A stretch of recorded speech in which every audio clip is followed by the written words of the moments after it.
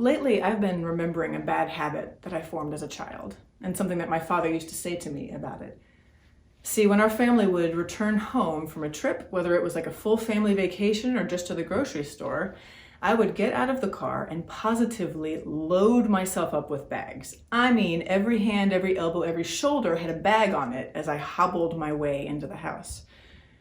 And my father would look at me bemused and say, "Oh, I see you're taking the lazy man's load today." And I thought, how could this be lazy? I am sacrificing myself to get these bags into the house. What is lazy about that? Well, of course, my wise father wasn't talking about the number of bags on me. He was talking about the number of trips. You see, the lazy man overburdens herself in an effort to get the job done faster. And there are risks with that. I mean, you could fall and damage your cargo, or you could hurt your muscles. A more humane thing to do, of course, would be to take a reasonable amount in each hand and make as many trips as are necessary between house and car. It spares the muscles and bones because the load is lighter. And it might take a little bit longer, but the result is still the same. Well, as I've gotten older, I realize that most lazy man's loads aren't physical burdens at all. There are emotional lazy man's loads and calendar lazy man's loads.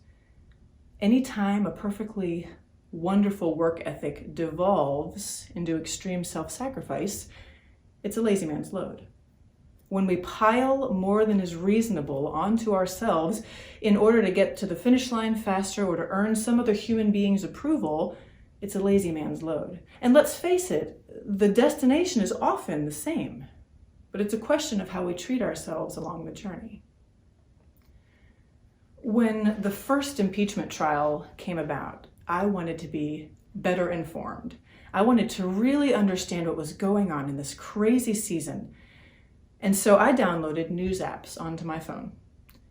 And as you might imagine, the perfectly reasonable desire to be better informed quickly morphed into an addiction to reading the news.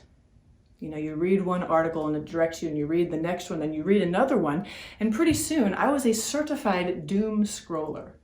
And you know what the news was last year. There was pandemic worries and political crap and a physical, earthly environment that is suffering more and more.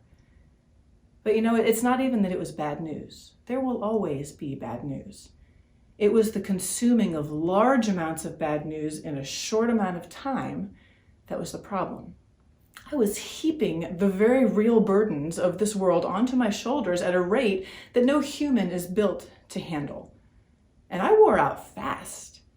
I stopped being able to sleep well. I was short-tempered with my dear sweet child. And maybe the worst part was that I could feel this pull. I could feel the temptation to view this world in as unnuanced a fashion as the media cycle does. Us against them.